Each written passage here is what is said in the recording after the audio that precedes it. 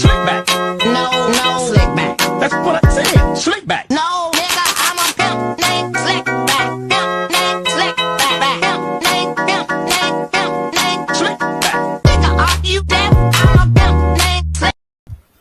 Assalamualaikum warahmatullahi wabarakatuh dan selamat siang. Halo guys, perkenalkan nama saya Anggraini Haji Umar Bululu dari Universitas Khairun Ternate. Di sini saya akan membahas tentang aspek keperlakuan pada perencanaan laba dan anggaran dengan mata kuliah akuntansi keperlakuan. Di sini ada 9 pokok pembahasan yang akan saya bahas, yaitu pertama hubungan penganggaran dengan akuntansi, yang kedua pengertian anggaran, yang ketiga tujuan penyusunan anggaran, yang keempat prosedur penyusunan anggaran, yang kelima berbagai fungsi penerapan laba dan anggaran, yang keenam pandangan perilaku terhadap proses penyusunan anggaran, yang ketujuh konsekuensi disfungsional dari proses penyusunan anggaran, yang kedelapan konsep keperlakuan yang relevan dalam proses penyusunan anggaran, yang terakhir dari pembahasan yaitu tahap implementasi. Yang pertama dari pokok pembahasan yaitu hubungan penganggaran dengan akuntansi.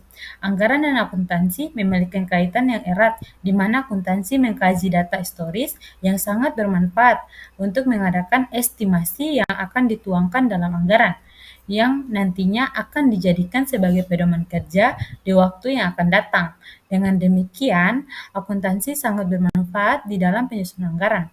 Akuntansi juga melakukan pencatatan secara sistematis dan teratur tentang pelaksanaan anggaran itu nantinya dari hari ke hari.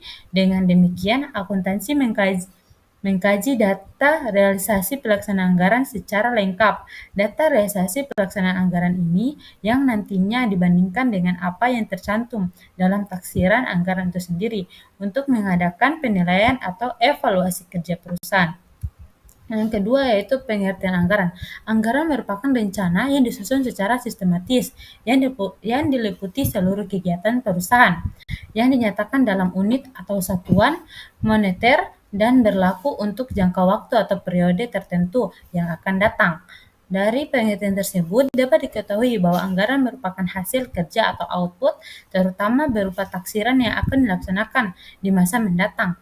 Menurut Karikuye 2010, penganggaran adalah proses pencatatan operasi keuangan suatu usaha. Penganggaran sebagai alat manajemen untuk membantu mengatur dan merumuskan perencanaan kegiatan manajemen. Penganggaran sebagai alat keuangan bermanfaat bagi evaluasi dan pengambilan organisasi untuk merencanakan kegiatan di masa mendatang. Materi selanjutnya yaitu tujuan penyusunan anggaran. Tujuan penyusunan anggaran adalah ada 5 tujuan penyusunan anggaran. Yang pertama yaitu untuk menyatakan harapan atau sasaran perusahaan secara jelas dan formal, sehingga bisa menghindari kerancunan memberikan arah terhadap apa yang hendak dicapai manajemen. Yang kedua, untuk mengomunikasikan harapan manajemen kepada pihak-pihak terkait sehingga anggaran dapat dimengerti, didukung, dan dilaksanakan. Yang ketiga yaitu untuk menyediakan rencana terperinci mengenai aktivitas dengan maksud mengurangi ketidakpastian dan memberikan pengarahan yang jelas bagi individu dan kelompok dalam upaya mencapai tujuan perusahaan. Yang keempat, untuk mengordinasikan cara atau metode yang akan ditempuh dalam rangka memaksimalkan sumber daya. Yang terakhir dari tujuan penyusunan anggaran yaitu untuk menyediakan alat pengukur dan mengendalikan kinerja individu dan kelompok, serta menyediakan informasi yang mendasari perlu tidaknya tindakan koreksi. Yang selanjutnya yaitu prosedur penyusunan anggaran.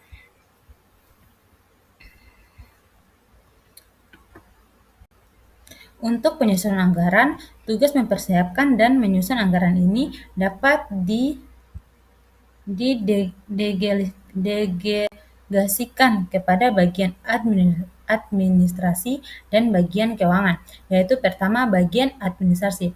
Bagian administrasi merupakan fungsi yang memegang peranan yang sangat penting terhadap tercapainya kelancaran usaha kegiatan maupun aktivitas yang dilakukan oleh perusahaan atau organisasi. Yang kedua yaitu bagian keuangan.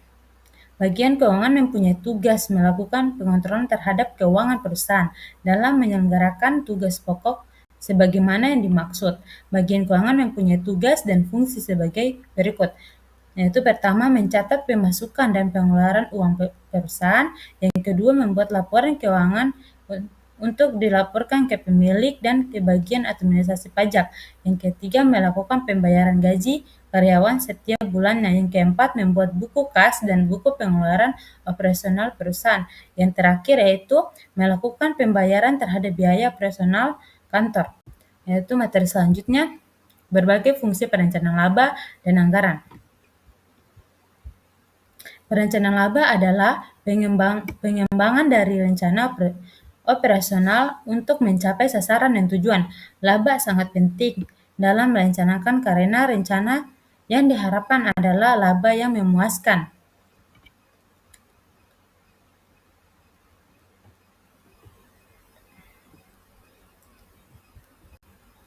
Perencanaan laba perusahaan terdiri dari anggaran operasional terperinci dan anggaran laporan keuangan. Secara fundamental, ada 3 pendekatan yang dapat dipilih dalam metode sasaran laba tersebut, yaitu pertama dalam metode a priori.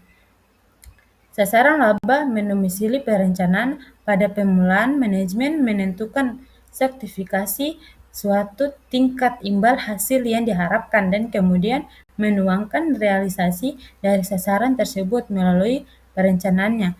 Yang kedua yaitu dalam metode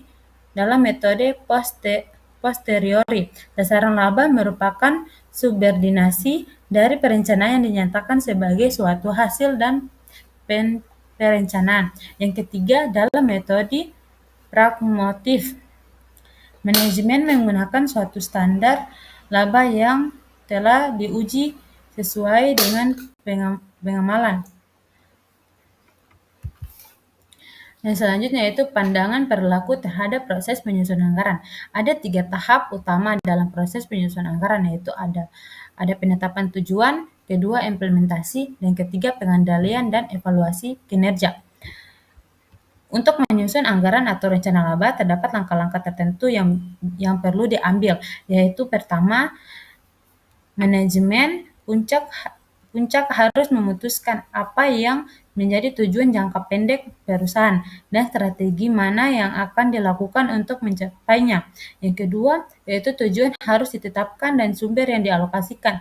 Yang ketiga, suatu anggaran atau rencana laba yang komprehensif harus disusun, kemudian disetujui oleh manajemen puncak. Setelah disetujui, anggaran harus dikomunikasikan kepada penyela dan karyawan yang kinerjanya dikendalikan.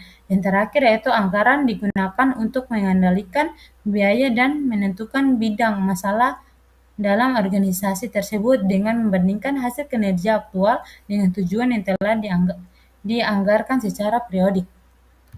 Selanjutnya yaitu konsekuensi disfungsional dari proses penyusunan anggaran. Berbagai fungsi anggaran seperti penetapan tujuan, pengendalian, dan mekanisme evaluasi kinerja dapat memicu berbagai konsekuensi disfungsional, seperti rasa tidak percaya, resistensi, konflik internal, dan efek samping lainnya yang tidak diinginkan. Yang pertama, rasa tidak percaya. Yang kedua, resistensi, yang ketiga konflik internal, yang keempat efek samping lain yang tidak diinginkan. Yang selanjutnya yaitu konsep keperlakuan yang relevan dalam proses penyusunan anggaran. Ada 4, yaitu tahap penetapan tujuan. Tahap penetapan tujuan yaitu tujuan organisasi sangat dipengaruhi oleh tujuan anggota organisasi yang dominan, yang secara kolektif mempunyai pengendalian yang mencukupi atas sumber daya organisasi untuk membuat komitmen ke arah tertentu atau untuk menahan dari yang lain. Yang kedua, keselarasan tujuan. Masalah utama yang dijumpai dalam tahap penetapan tujuan adalah untuk mencapai tingkat keselarasan tujuan atau kompatibilitas yang mungkin di antara tujuan organisasi, subunit atau divisi dan departemen, dan anggotanya yang berpartisipasi. Keselarasan tujuan atau kompatibilitas akan terjadi ketika individu memandang bahwa kebutuhan pribadinya dapat dipenuhi dengan mencapai tujuan organisasi. Yang ketiga yaitu partisipasi. Partisipasi dalam proses penyusunan anggaran diklaim oleh sebagian besar orang sebagai obat mujarab untuk memenuhi kebutuhan akan harga diri dan aktualisasi diri dari anggota organisasi. Partisipasi adalah suatu proses pengambilan keputusan bersama oleh dua bagian atau lebih pihak di mana keputusan tersebut akan memiliki dampak masa depan terhadap mereka yang membuatnya. Yang keempat, atau yang terakhir, yaitu manfaat partisipasi. Salah satu manfaat partisipasi yang berhasil adalah bahwa partisipasi menjadi terlibat secara emosi dan bukan hanya secara tugas dalam pelaksanaan pekerjaan mereka. Partisipasi dapat meningkatkan moral dan mendorong inisiatif yang lebih besar pada semua tingkatan manajemen. Partisipasi yang berarti juga meningkatkan rasa kesatuan kelompok yang pada gilirannya cenderung untuk meningkatkan kerjasama antar anggota kelompok dalam penetapan tujuan. Yang terakhir dari pembahasan ini yaitu tahap implementasi. Dalam tahap implementasi,